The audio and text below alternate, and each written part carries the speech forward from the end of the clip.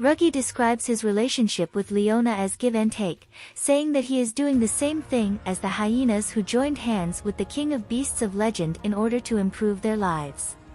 おう、レオナさんのためならお安いご用っす。よく言うぜ。自分のためにやってんだろ、お前は。やだな、レオナさん。俺たちのためっすよ。世界をひっくり返してやりたいのはみんな一緒っす。伝説の百獣の王と手を組んだハイエナだって自分たちの境遇をひっくり返すために百獣の王に従った。俺も同じことしてるだけっすよ。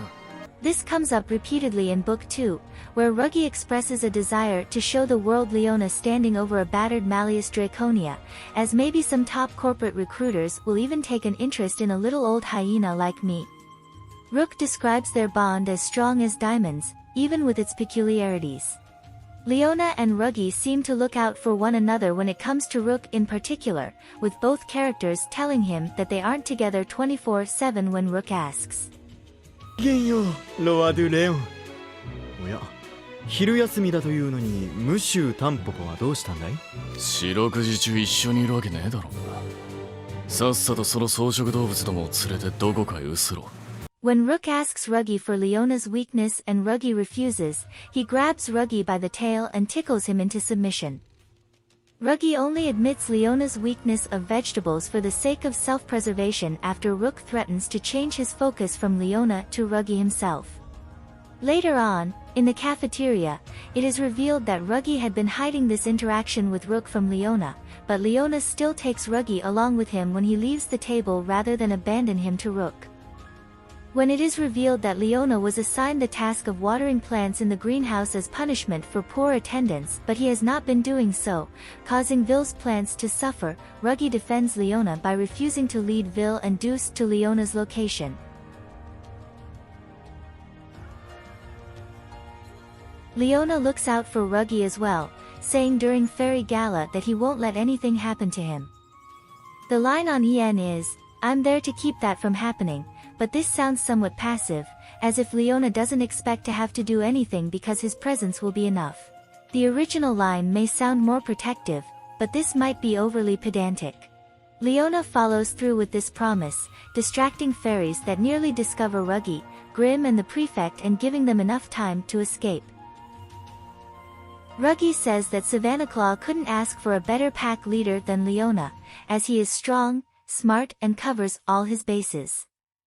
When Column refers to them as friends, however, Leona responds with, "Yeah, no."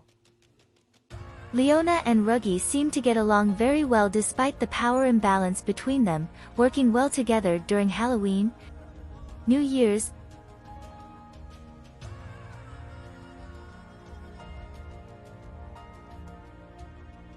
and Fairy Gala, where Leona volunteers Ruggie's pickpocketing talents despite his protests. Ruggie claims to need 15 seconds to manage his task in the heist, which Leona cuts down to 10 seconds on his behalf. On the day of the event, Ruggie requires only 6 seconds, saying, "Who needs 10 seconds? You insult me, Leona." During Book 6, Leona saves Ruggie from broken glass in the botanical gardens, and hands over his position of house warden to Ruggie when kidnapped by Caron.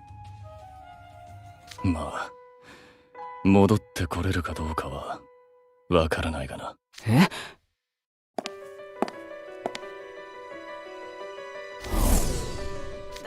おいちょっと待てよ！レオナさん！ Leona has a habit of hiding things about himself from others. Post-Overblot he tries to play off his own injuries, saying that he wouldn't even need to be awake to handle this sorry pack of wounded herbivores, when Trey challenges him to join the Spell Drive tournament. And, if you want my apology, come and take it, only for it to be immediately revealed that he is, in fact, in crippling pain. While it is Ace who notices this about Leona during Halloween, saying, "You know, you talk like you don't care, but, you actually look out for your people, don't you?" It is Ruggie who is usually able to read between the lines with Leona, such as when Leona tries to downplay his support of his dorm mates, saying, "Can't you just admit you want to do something nice?" Leona also tries to downplay his concern for Jack, which Ruggie calls him out on, saying, Would it kill you to be honest with the guy and tell him you were worried? Ruggie also seems to suspect Leona of having a soft spot for Jack, Grimm and the Prefect in Book 3, which Leona denies. This is likely what made it all the more shocking for Ruggie when Leona overblotted during Book 2, saying, "You're a hyena who grew up in a dump and I'm the hated second-born prince who will never be king. And there is no turning that around." It seems that, for as well as he knows Leona, Ruggie had never suspected that Leona had doubts about their plans to turn the world upside down, saying, "Have you always felt this way? All this time?" Leona very nearly kills Ruggie, the one person who never abandoned him, as Jack acknowledges later on, and the incident ends with Ruggie telling Leona that, while he has not earned his forgiveness, it pains him to see the pathetic look on Leona's face, and using his unique magic on Leona to make him smile. あんたはいつもみたいにふんぞり返ってニヤニヤしてる方がお似合いっす。こんな風にそらラフビズミー。ラギおい、一回あんかにこれやってみたかったんさ。There is a rare happening during Halloween where Leona again allows Ruggie to use his unique magic on him, which Ruggie does to keep Leona from attacking visitors. We have seen Leona throw off Riddle's unique magic before, so there is no question that Leona could throw off Ruggie as well if he truly wanted, but he does not. During Vargas Camp, Ruggie sends a message to Leona via Epel about taking a nap in the mines. While suspicious of Ruggie's ulterior motives, Leona does as he is told, leading to both Jack's team and the Spelldrive team being able to fulfill their Magestone quotas for the day, thanks to Leona's help. And he does get his nap, as promised.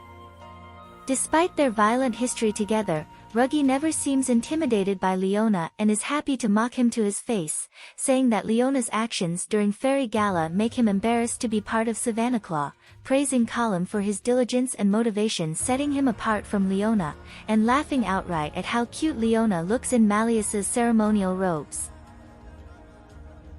He also teases Leona about Cheka and tells Leona to his face that he is a pampered prince who cannot tie his own shoes.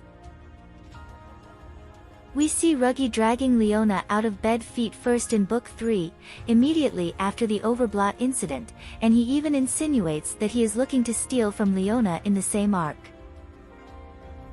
Ruggie also seems to try and steal from Leona during Vargas Camp, being evasive about a certain missing necklace that he claims he was just holding onto after Sebek calls him out on it. Ruggie teases Leona constantly, such as about being on the farmer team for Bean Fest, saying, "I can only assume that the notion of being prey offends his lion pride, Hoopsie, heard that, did you, and for being too old for the game because he has been held back."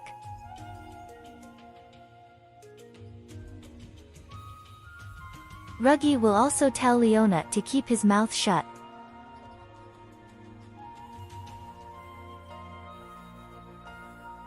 Ruggie also teases Leona by claiming to have bought him cat food, and tries to use Leona as a decoy in order to get out of having to deal with visitors during Halloween.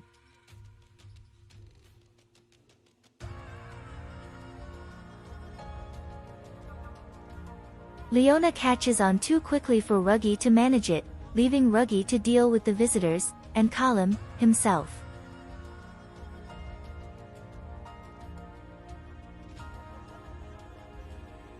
During Phantom Bride, Ruggie refuses to go to Leona and Jack's aid, saying that Leona will find his way back on his own, and not mentioning what he thinks may happen to Jack.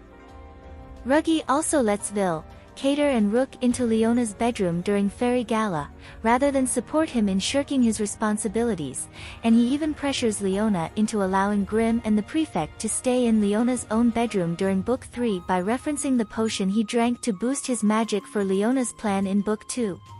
魔法薬を飲んでまで魔法使ったからか、ハードワークはしんどくて。While Ruggie does say, "I busted my tail for you," in order to get Leona to bring on Grimm and the Prefect as servants, neither character directly references the interpersonal violence of Book 2. We see Leona employ Ruggie in a variety of tasks, such as protecting him during Beanfest in exchange for a daily special from the cafeteria every day for a week, taking on his tasks during Vargas Camp in exchange for a shopping trip that Ruggie took with Leona's money, and recruiting new students for the Spell Drive Club in exchange for donuts. Ruggie also makes repairs to Leona's clothing, while the school uniform that Ruggie wears is oversized because it is actually Leona's. Ruggie claims it is an old jacket, but as Leona never wears his own, it's possible that he gave Ruggie the only one he had. The task Ruggie dislikes the most might be having to pick up Leona's room and do his laundry, which we hear him complain about fairly often, but Leona pays for washing Ruggie's clothes along with his own. Ruggie seems to be uncomfortable with receiving charity. When Silver offers to lend him money when he has forgotten Leona's wallet, Ruggie refuses to accept it. This is possibly why Leona is always having to find roundabout ways to support Ruggie financially. Since Ruggie will not accept money unless he feels like he is getting away with something, Leona does things like give Ruggie both his wallet and his permission to buy whatever it is he wants in exchange for standing in line for him at the school store. If it weren't for the appearance of a monster that they needed magic in order to fight off, it is likely that Leona had intended to let Ruggie smuggle a mage stone out of the mines to sell during Vargas Camp as well. In a vignette we see Ruggie talking to himself about wishing he could afford to eat more, when Leona suddenly appears behind him.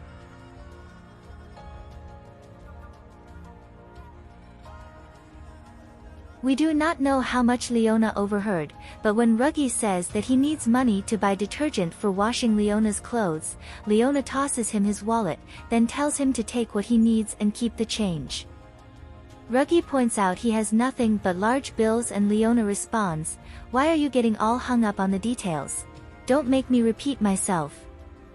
Ruggie reflects that Leona probably wouldn't even notice if he kept more in change than what the detergent costs, saying, "Far be it from me to look a gift horse in the mouth," seemingly unaware that that is likely Leona's exact intent.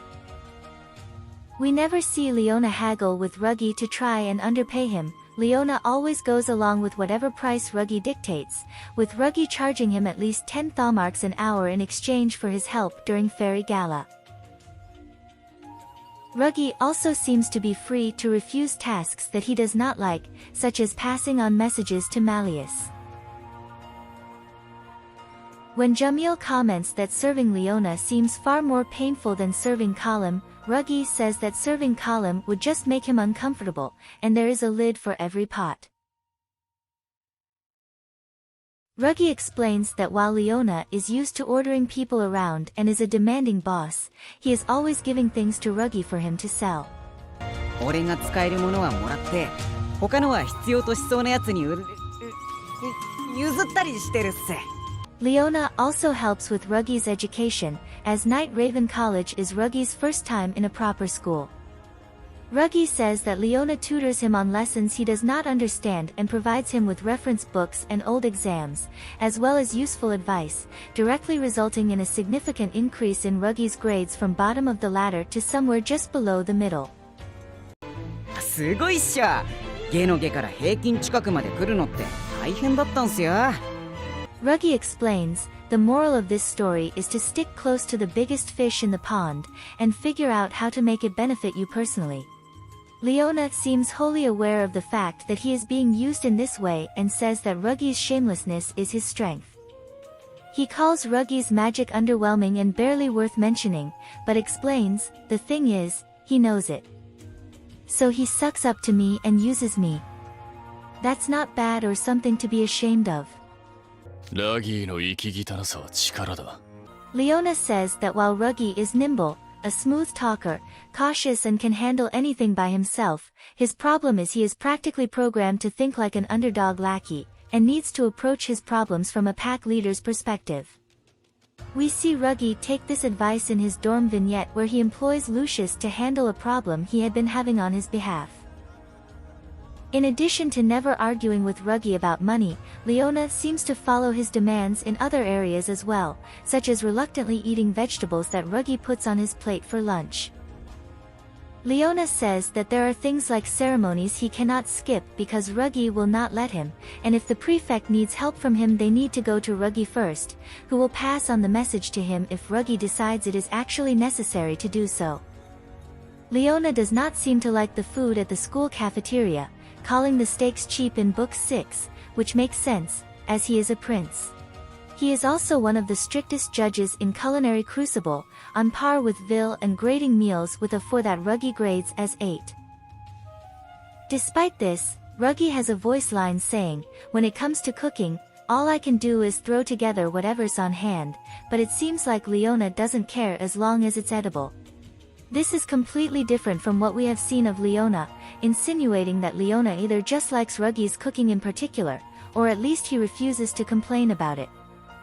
Ruggie is the only person we have seen ask Leona directly about the scar over his eye. Leona claims he cannot remember where he got it.